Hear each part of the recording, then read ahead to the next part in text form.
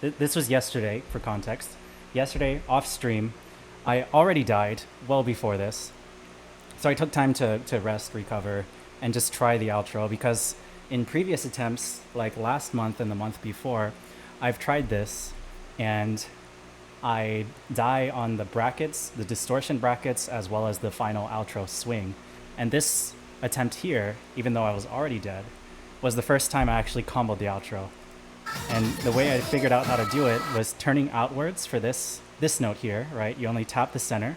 And by facing outwards, you can also hop this, I think, as 3 and facing forward. But I wanted to try just facing left because that's just what made sense to me. So I face left, go for the twist there, and then pattern manip this by bracketing blue-yellow. So you take care of this first yellow hit early, and then pivoting, this way you don't have to even ankle twist going from blue-yellow hit to red-yellow hit, back to blue-yellow hit with your right foot.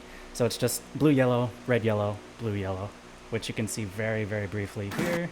So there's the early bracket, and then the outside bracket, very quick tap, and then the final tap there. And by doing that, you don't have to commit as far to P2, and because you're relocating back to center anyways, you maintain the combo, you hit the center enough times. So I actually comboed the outro. I was like, wait, that's actually pretty huge. Like, I can actually try for it now, because that and 2 other spots were the killing parts. So there are only 2 other killing parts I needed to worry about. The other observation I had was that stamina was a big problem for me playing this chart, of course. It's not super relentless, but the part with the fast talking like is deceptively tiring. Even though it's really bursty and stuff, I don't want to do the math, but I feel like the average notes per second is very, very fast still. But one thing I noticed yesterday as well is that during that fast talking section, with a little bit of manips, obviously you'll see some spots are very obvious to manip, but some of the parts in the center 4, center 6 also made sense to kind of treat as manips because it slows down the rhythm so much. But anyways, I don't know. I'm still racing. That's why I'm rambling. But let me go back to this now. Okay, so I'll put on this as well. You guys can hear it. It's pretty quiet, but life bar is kind of important here, right? Like these are pretty wide jumps, but I feel like you want to build life bar here because you're not starting with overflow or anything, and there's a fast run kind of near the start, right? So ideally you combo this as best you can. Oops. It's not the most difficult, but you do have to like really twist your hips to hit the brackets consistently. So it just takes a bit of effort. I don't know.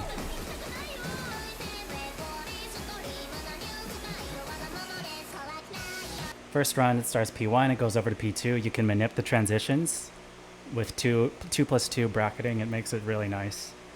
I was really happy to actually combo this first transition, which you'll see. I'm really happy to combo this. It feels really good when you do. This you don't have to manip, it just goes with the music better if you do. Second run, player 1, player 2. I just mash here because I want to save energy, I don't know. You really don't have to. Staircase manip. Very happy with the life bar here, but you get a lot back, of course. And by this point, like, with how much the jumps are and how much the runs themselves are, you are a bit tired, which is why it makes a lot of sense to like go with one hand off the bar. Ideally, even like 2 hands off the bar, but I want to be able to, I don't know, feel some stability and not have everything on my legs, so. But here I'm really, really, really focusing on resting.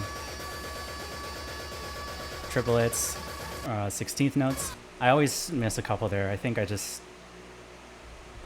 I'm too slow, I think. And then twisting out of this, of course, is hard, but I just try to catch it as best I can. So this I'm just straight running. This whole first part until the first manip on player 1 side, staircase, I'm just straight running it. I think there are some ideas for manipping with bracket rolling, but for instance, if you see right here, you have to hit this blue twice, and I could mash through it, but it just, I don't really like that mashing, or if I wanted to call it manipping, it wouldn't help me other than stamina reasons to mash it. Like the pattern just doesn't make sense to mash or manip through as much. So this is the first part where it seems very clear that you're supposed to hop three. This transition, since I'm already facing forward, I just run the stair instead of facing right for it. But maybe that is an idea because you can bracket here or something. I don't know. But I like to just treat this as hop three as well. Those seem like the two most obvious ones. The second one I think is right here, right? So this is the one where you have blue, blue, blue, blue, blue, blue, blue, blue, and you're kind of like tapping red. So that's where you can see me doing this. And I think here I have a bit of hesitancy with this coming up twice, but I think the stamina saving and lack of misses versus if you tried to like churn your hips during it and run really fast. I found because I'm lacking in stamina for the end run, even just this brief portion here where I go for pattern manipping saves so much energy because I'm not clenching for those like 2-3 seconds. I'm not churning. It just simplifies it so much. And then here as well, I think there are definitely some ways you can manip here. I was kind of studying them and thinking about them, but I decided it wasn't worth the mental effort to think about. The one I wanted to focus more on is where there are more notes. It's more dense here. And I haven't come to a complete consensus yet. I don't even remember. I think I manipped here facing right. Yeah, so bracket. Ooh, I really don't like that bracket. I don't even think I was intending to bracket. I think I was just trying to tap here. But I really don't like this playstyle. I don't think that's reliable whatsoever. But more importantly, I wanted to be facing right for the 2+2 brackets. Hop. So I did red, yellow, red, and then blue, yellow, blue. Because you can see, I'll go back for a quick second. Brief pause. That brief pause is the signifying moment to me that it's about to do center 6 stuff over to P2, over to P1, and it's done. So center 6 stuff goes over to P2. You can see it does red, yellow, red, and then it'll do blue, yellow, blue. So that's why I hop top 3, hop top 3, hop bottom 3, and then you can do side 3, and then sideways skateboard, red, blue, blue, and then top 3. So that's mentally what I had planned out. Let's see what I actually do. So side 3, actually kind of prepping the blue, blue, so I'm early there, but that's fine. But then I wanted to skateboard, or just red here, so I did hit that well. And then from there, I just want to hit red, yellow, red, which I did hit. So that was really, really excellent, which is why my life bar was really, really healthy here. Usually, I think by the time I exit out of this section, I'm in the visible life bar range. So I was seeing this point. This was by far my best run. I knew I needed to not miss stupid stuff here as much as I can. I think this pattern is deceptively hard, deceptively wide, very easy to pick up misses, and I think I did miss one here or so. But like, look at this motion here, right? You're going from this panel with your right foot all the way over to this red yellow, so it's very easy to miss.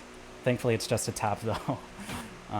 Same thing for these backside hits. Like, you don't really have to twist your ankle too much for this first one over on P1 side, but you do going over to P2. So it's pretty reliable to hit that. But then going to P2, you really have to commit to that ankle rotation and throwing your weight onto it.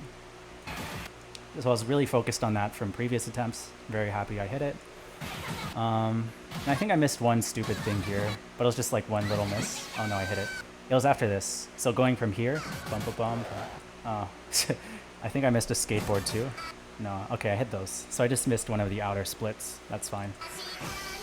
The other observation I had from previous attempts is right after this. It's going after this whole time during all of these jumps. The only thing I'm thinking about is the upcoming blue, blue, yellow, blue, because the very last of these bracket hits is blue, blue, yellow, blue. And then I know it's going to be the outer foot that starts the run. So I want to prep my body weight to be on P2 side. I'm not thinking about anything else. I'm literally prepping. You can see me like push my butt over to P2 because I know it's going to throw myself over there. And already I'm positioned. I'm already positioned over on P2 because there's that hit right there. And then I know it goes over to P1. I know it stabilizes on P1 and that your right foot is your anchor point because it doesn't have to do any yellow hits. It's just up down on these two. And then it does this stupid thing. You'll see it. I literally just cut out this note. I don't think it's worth swiveling onto, and I am acknowledging the life bar hit on it. Like, I felt like my life bar was fine enough that I could afford the penalty, but I was a bit concerned when I noticed my life bar was kind of where it usually is after this portion ends. Yeah, like that was scary to see. I think usually it's my life bar is closer to here after this section, but it was still scary to see it drop that quickly. But I was happy to combo here. Once again, I'm prepping mentally for blue, blue, yellow, blue. I know that's the last bracket hit, and I know it's going to start P1 on this outer note. So that's all I'm thinking about, while of course not missing any of the quads and prepping my weight over on P1. You can see I'm really far over to P1 by the time the run starts. And then for this run, I had mentally prepped for a lot of bracket manipping, knowing that it goes over to P2 and then you kind of face towards the right as you hop towards the left back over to P1. And then you need to spam the shit out of the bracket drills. So you'll see that I do the manip for this transition. Yellow, red, blue, yellow. There it is, there it is. I'm really happy I hit that, even if the combo says otherwise. And then here, you can see it's, if you're bracket manipping, it's red, yellow, red. And then the next group would be blue, yellow, red, red. So I go top three, and then I want to go yellow, blue, red, red. Really happy I hit that. And then I want to go, I think hitting it as 1 and then 3. So single hit on the blue panel and then top 3, and then back 3 and then top 2 one more time is what I planned. So that's fine. Even if I over trigger this top red panel one more time, that's okay. So I still need to hit the back 2 blues and then these top 2 reds before the bracket drills start. I don't remember if I committed for the reds or if I just started spamming. Let's see. So I did go for them. That's great. And then this part sucks. I don't know. I knew my life bar. I knew what I had to do. I just start jackhammering the bracket drills. And then here I knew I was in the clear. So this is where I knew, like, I'm 80% confident I have it. 80%. I just really need to get life bar back. And then I was so thrilled that I hit that I totally missed this. Which scared the shit out of me.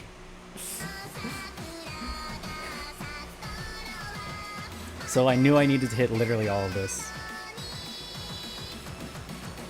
There are two final killing parts here. The first one's the distortions here. And the thing that I prepared and was mentally thinking about before this from studying is that there's one hit on the outer blue here on player 1. Completely ignore it.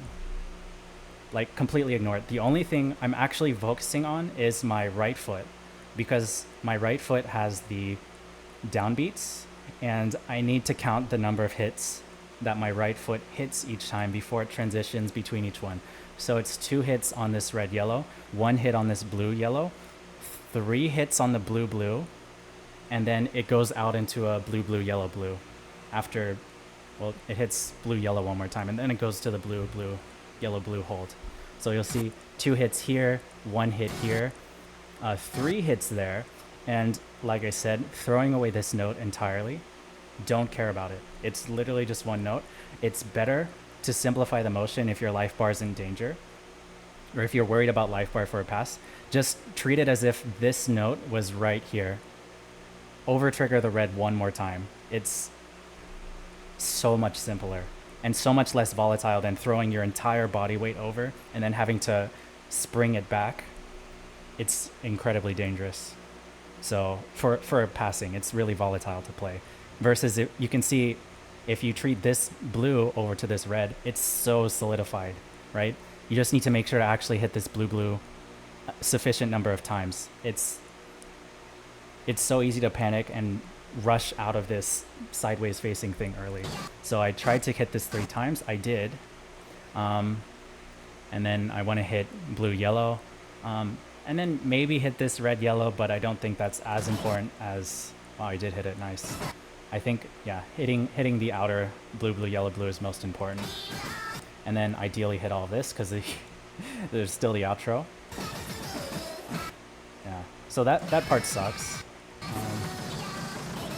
But that game plan and execution just came from really studying it and mentally preparing it, and I'm really happy it paid off. Yeah, and then there are these bracket holds. Oopsies. Very happy that connected. It's fair, I think. It's fair. I'm directly over the sensor here and the sensor there. But that's pretty risky. I think I could risk hurting my foot if it's a little less angled. I don't know if that would trigger. So, and then turning outwards, like I said yesterday, I went for the same idea because I felt pretty confident with this life bar if I just do my best. I didn't have to hit everything. I just needed to close it out, right? So I went for the bracket manip. I skipped this bracket entirely, which is where the misses come from. But I'm very happy I didn't drop stupid shit here. You can see me slam the last note too. Because I really didn't want to drop anything stupid.